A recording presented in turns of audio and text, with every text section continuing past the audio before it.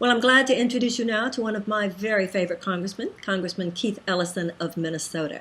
You probably already know Congressman Ellison. He is co-chair of the Progressive Caucus in Congress. He has been a member of the U.S. House of Representatives since 2007. Before that, from 2003 to 2007, he was a member of the Minnesota House of Reps, and he is also the first and only Muslim member of the U.S. Congress. So, Congressman Ellison, thank you so much for being with us. Thanks, Marianne. Definitely a pleasure to be here with you. Thank you. Now, you are obviously a leader in Congress, and you are very definitely a progressive leader. You have endorsed Bernie Sanders. So, obviously, all the great progressive issues, we know you're already taking a lead. But there seem to be some bigger, almost cultural and psychological dynamics happening, both in terms of the tensions within the Democratic Party as well as the country. So I'd love you to let us know your thoughts and feelings about this, and most particularly, what do progressives need to do right now? We are in a political revolutionary time. What do you need from us so that you can do the best job for us? Well, I think progressives need to do basically two things, and they need to do them simultaneously.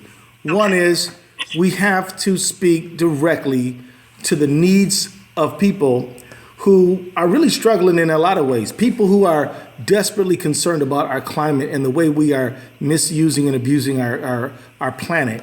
Also, civil and human rights, economic justice, police brutality and misconduct. We need people to stand up on an agenda that's truly affirming for human beings. But then we got to do something else, and that is we have got to engage people so that they can be real agents of their own liberation, their own vision, their own struggle. So if we pull people in if we talk to people about what matters to them most, the issues, and then we talk to people about how they are going to help change this thing around, and that no politician, not one, not Bernie, nobody can do it alone, but we all have to chip in and take control of the reins of our society and set rules that are fair and inclusive. That is how we really began to set our country in the proper and right direction. Now, in terms of the second one, that means we got to increase turnout. That means we got to go talk directly to people. That means we got to get the corrosive money out of politics and let the people's voice shine as opposed to the money voice shine. And so those are, in my humble opinion, are the two key things we got to do. Speak authentically and engage people directly. We need more progressives in Congress. We need more progressives at the state legislature. We need more progressives on city council. We need more progressive activists who are going to take individual action with their neighbors and take a stand on building that organic garden at the end of their block, who are going to make sure that the seniors in the neighborhood have somebody, taking care of the snow or looking after. Somebody's going to say, those young guys hanging out on the corner, I'm not scared of them. Those are my brothers. Those are my kids. We're going to find something productive for those young adolescent boys and girls to do, and just really kind of take some responsibility at your church, at your synagogue, at your mosque, or if you don't go to anything like that, just do it on the corner. But I think the real problem is that we have no long-term strategy. We're not really we're not together. I was amazed by Beyonce's song. Okay, ladies, time to get in formation. Yeah. Show to me that you got some coordination. But we've gotta be a team. We've gotta let teamwork come into what we do. And on the right side, on the Republican side, did it amaze anyone that when the Syrian refugees when we were debating whether they were going to come to the U.S. and how many we were going to get, within a weekend, 31 governors said no? Does it amaze anyone that 30 governors are refusing to extend Medicaid expansion, even though it's going to help their people?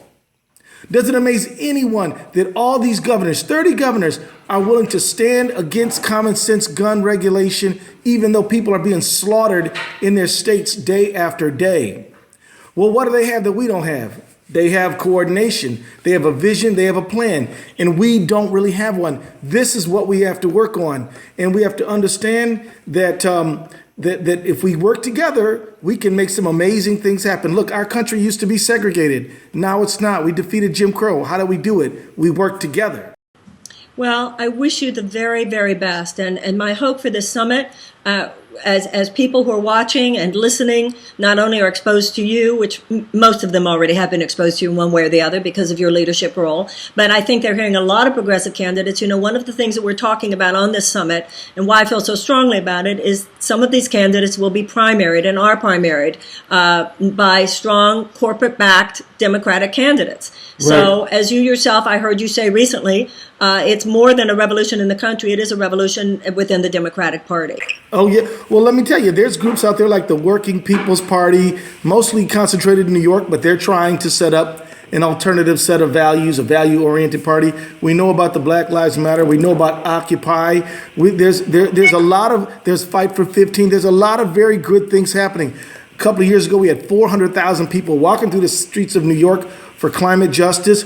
There is a tremendous movement moving forward. I know you know that, but I say that because I want people to take heart, and to believe and have faith that the people's voice can be heard if we insist upon it. We cannot go based on odds. We got to go based on what's right and what's wrong.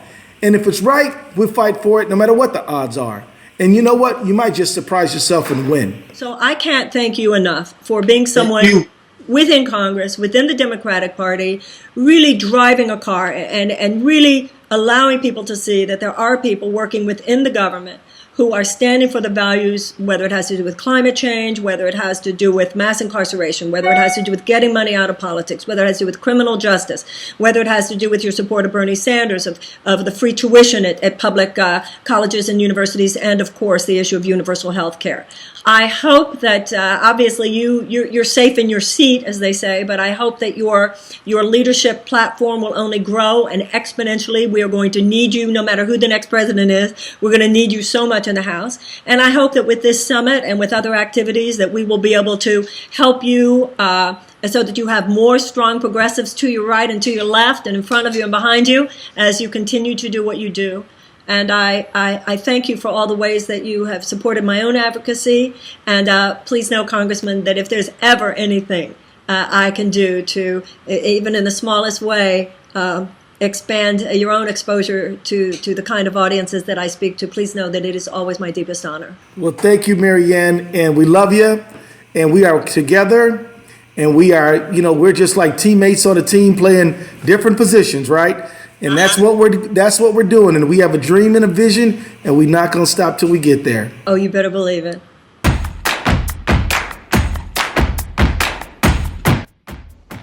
Hi, this one is important. I want to introduce you to John Fetterman, and John is running for the U.S. Senate. This is important, obviously. He is currently the mayor of Braddock, Pennsylvania, and once again, not only is Congress a co-equal branch of the U.S. government, but you've got the Senate and you've got the House of Representatives. We currently have a senator running for re-election in Pennsylvania who, he's not an extremist, but he's a conservative Republican, and you've got people running in the Democratic primary. The reason John Fetterman is important is because he is the real progressive. He has endorsed Bernie Sanders. He's clearly not the corporate Democratic establishment choice, and this is why we're including him in the summit and why it's so important that we support him. So, Mayor Fetterman, welcome. Thank you so much for being with us. Oh, it's great to be here. Now, you're one of those people who tells truth to power. You are already in a position of governmental authority as mayor of a Pennsylvania city. Why are you running for the Senate, and what do you want to do when you get there? Well, I'm running for the United States Senate because I believe that I got into, I don't really consider myself a politician. I consider myself more a social worker / social justice advocate. And the reason why I endorse Bernie Sanders, for example, is that Braddock is a poor, struggling community, and the message of inequality and how that the economy's rigged, and no one knows that better than we do here in our community. Now, you're not just obviously just talking this ideologically. You have a master's degree in public policy from Harvard University. Yeah. So, I have an MBA and an MPP, and I have I guess total of almost 20 years working in different venues and different alleys to confront inequality in all its forms. And So I'm in my third term, halfway through my third term, in my 11th year as mayor here. And we've really kind of taken on and confronted issues that are at the forefront of the Democratic debate today, whether that's income inequality, whether that's the nation's war on drugs, whether that's marijuana policy, whether that is immigration.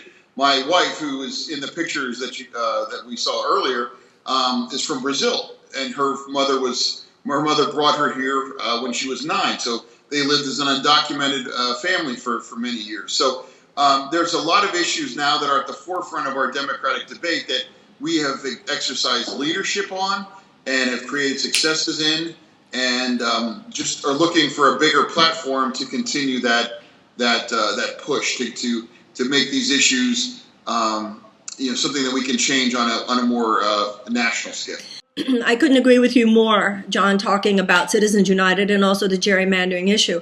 I think too many people in the United States, they feel this cynicism, they feel this outrage, but they hear words like gerrymandering. And so it's important that people realize it basically amounts to the candidates choosing the voters rather than the voters choosing the candidates. Yeah.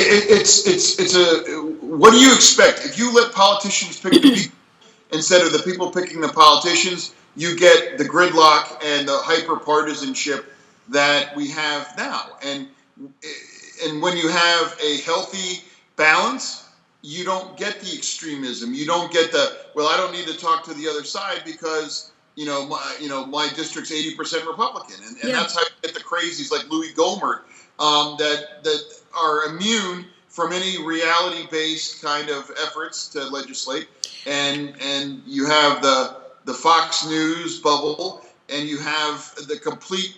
We've conflated politics with governance. Correct. And we're not governing anymore. It's all politics and professional wrestling and just scoring points instead of actually passing legislation and taking on the urgent issues of the day.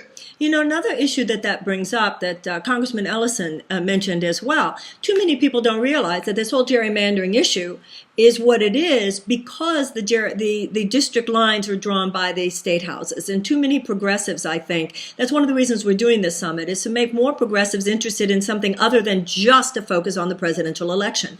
Congress is just as important, and these state elections are just as important. The Republicans did something great for themselves, is they figured out that if they are able to take control of the states, they can have a much bigger impact. And they realized early on that the presidency is great to hold the presidency, but their statewide strategies have been paying dividends, and I just know it's been devastating to us in Pennsylvania.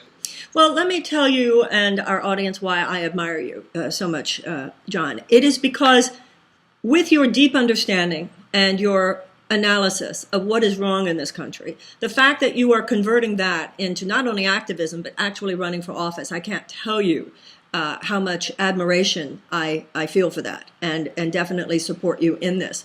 Now, in terms of your own process and your own experience in Pennsylvania, we have a political revolution happening on two fronts, or kind of concentric circles here. We have this national sort of anti-establishment fervor, and anti-establishment not in a gratuitous sense, but in the sense that something institutionally is so corrupt that it must be busted open.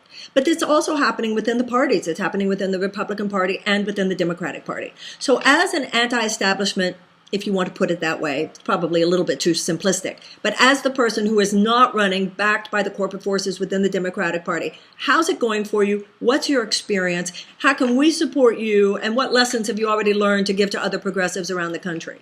The race is actually going great. We had a progressive summit, the big one, actually the state's biggest one this past weekend, and we beat the establishment candidate in the straw poll that they do at the end of the gathering.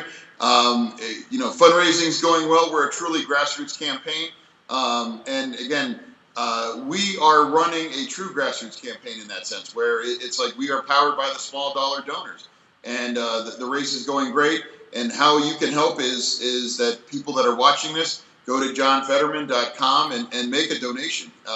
And we're not the $2,700 max club. We're the $10, $20, $50, $100 grassroots donor club, because that's the campaign that we're running. And that's why we endorsed Bernie Sanders for president, because and again, I was the only elected official in Western Pennsylvania to endorse Barack Obama in 2008, because I believed he was where the party needed to be. He's where the party should be. And that's why I endorsed Bernie Sanders in 2016, because I believe he is where the party needs to be and where the party should be. He and I agree on virtually every issue. And and one of my single biggest frustration is that the way the other side says that it's a one-issue candidacy, and it's not. And that just shows, and the fact that somebody would say that shows how they don't get it, how inequality is a multifaceted. It permeates everything. It's not just one single issue. It's a dozen issues that have enormous outcomes and ramifications on other things. And it is the defining issue of our time, I believe.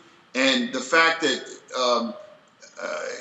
we've already won in a sense, because you have if you analyze the level and the direction of what's coming out of the other campaign for president in the Democratic side, that is so much further left than she has ever been in her entire career. And that's only because of Bernie Sanders. And you contrast the rhetoric from 2008. She won't release the transcripts from her speeches at Goldman Sachs. It's like, I want to vote for the original, not the person who's just like, oh, this poll testing pretty well, let me change that. Bernie is our candidate, and I'm proud to say that. And more importantly, he is where the party should be in order to have the kind of integrity, right side of history that has always been the hallmark of the Democratic Party, I think. My concern, of course, is that a lot of these movements in a more progressive direction that she has made, I'm not sure that she would remain and stay there once Bernie. Absolutely, and that's the thing. Pragmatism has its place in politics. That should not be your guiding principle, I think. Absolutely. I think because if you'll trade it, if you're so fungible or you're so malleable, then you really don't have any kind of core principles there. And Bernie has those kind of core principles, and again, I'm proud to support him for those reasons. And what he's saying is what is true and what I've seen on the ground here in Braddock for the last 11 years. So it's something that I believe intellectually, but more importantly, it's something that I've actually physically seen and witnessed in my community over the last 15 years. The bottom line there is human suffering and human stress. Suffering, disenfranchisement, a permanent caste system where there is virtually no chance to escape and rise, it has to change. I say in our state there isn't a crisis in public education unless you live in the wrong zip code, and if you live in the right zip code, hey, life's great. And one of our campaign slogans is your zip code should not determine your destiny. And if you're in the right one, hey, life is good. But if you're in the wrong one, you face a full-on headwind for the whole course of your life. Exactly. As a mother and as an American woman, I feel very strongly about recognizing that these children, if you trap these kids and they can't get an education and they can't move further, then by the time they're in their early 20s, they're already in a state where whether it is that they can't find a job or that they're trapped by education loans or whatever it is, what chances do they have?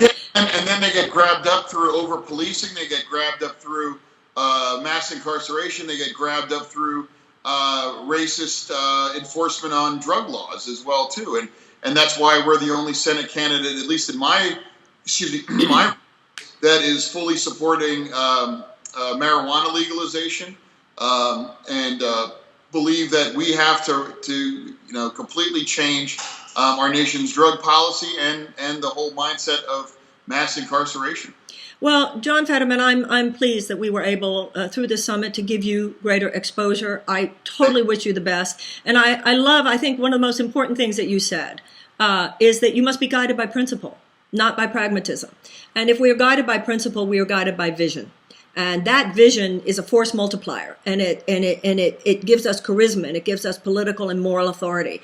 And in my experience, you have that, sir. And I wish you the very best, and I hope that this summit is a value to you. I hope more people know about your campaign, will support your campaign, and nothing would please me greater, and I'm sure a lot of people watching right now feel the same way, than to see you in the U.S. Senate. That would be wonderful. Thank you so much for having us on.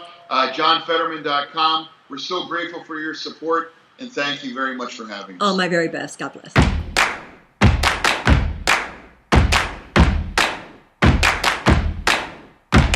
We have another great woman here running for the U.S. House of Representatives, and this is Jocelyn Pena-Melnick, and she's running in Maryland District 21. She's running for Donna Edwards' seat. I'm sure many of you know that Donna Edwards is running for the Senate.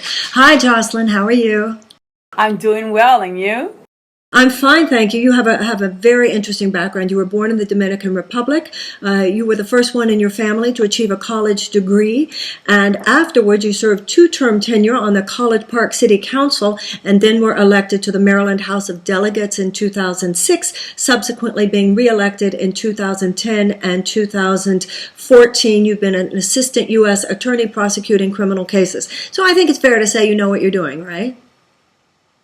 A little. Yeah. Absolutely, and I love it. And you wanted to take all of this education and all of this knowledge and expertise and turn it into a House run. Have you run, well, you've already been, of course, in the Maryland House of Delegates, and now you're running for the House of Representatives.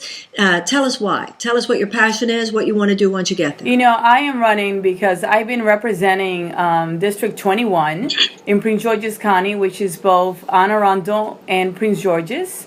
And those are the 2 counties in the 4th Congressional District. So I'm familiar already with the district. I know the needs of the district. I've been representing both the 4th and the 5th, as a matter of fact, in the 21st. 16 of my current polls are in the 4th.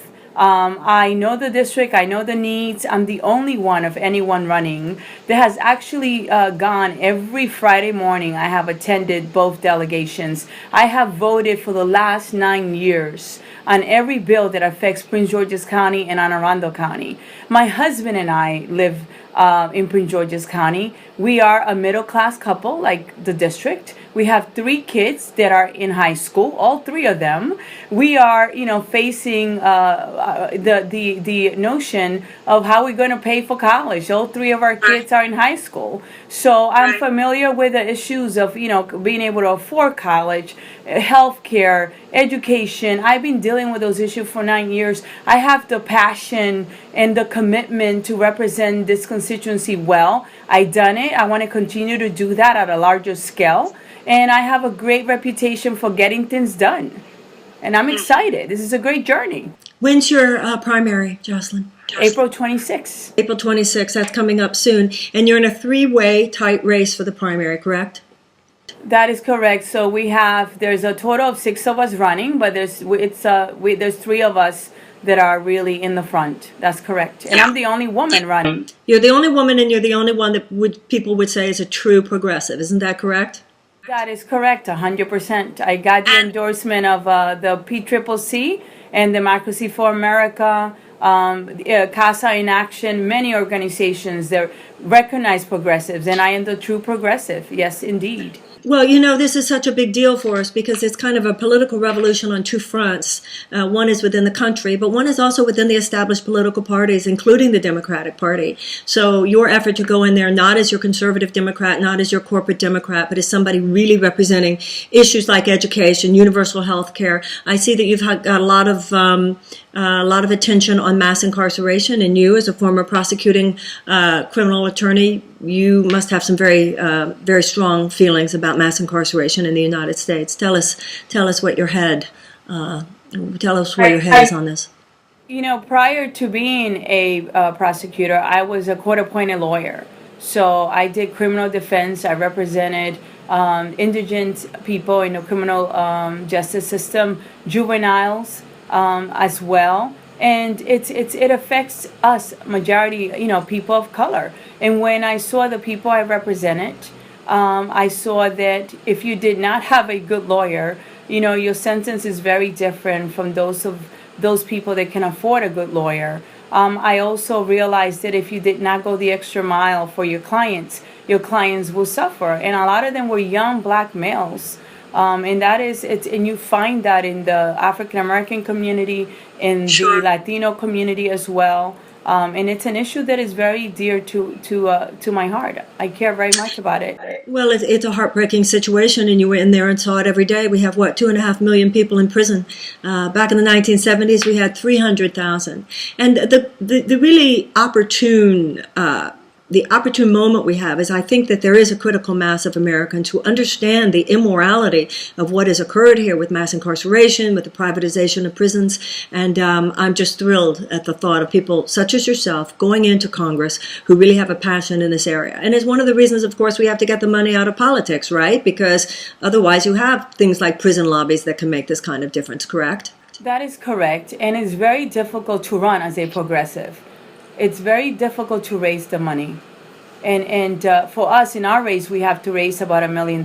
We have been able to raise from over 1,900 donations, a little over $500,000. But that's a lot of phone calls. And I'm very lucky, very blessed that people are writing small donations. Okay, I'm not getting money from big corporations because that's not, they're not going to support someone like me. But I am enjoying this journey, and we're knocking on doors. We are phone banking. We, recently got the endorsement of Emily's List, the Latino Victory Fund, Casa in Action. I got the endorsement of some of labor, like the asbestos workers, the insulators, the steam fitters, the elevators. I am working it. I'm giving it everything I have. And I have the passion. No one's going to work harder than I. None of them are going to work harder or going to care. I have the experience of coming from a single parent household, where my mom, at one point in our lives when we came to this country, she was on welfare. She was on Section 8. She was on food stamp. I saw her get off of it, get training, learn English, work in different factories. And she instilled those values in me of working hard and of caring and giving back to my community. And those are the values I will bring to Congress. It's a very diverse background.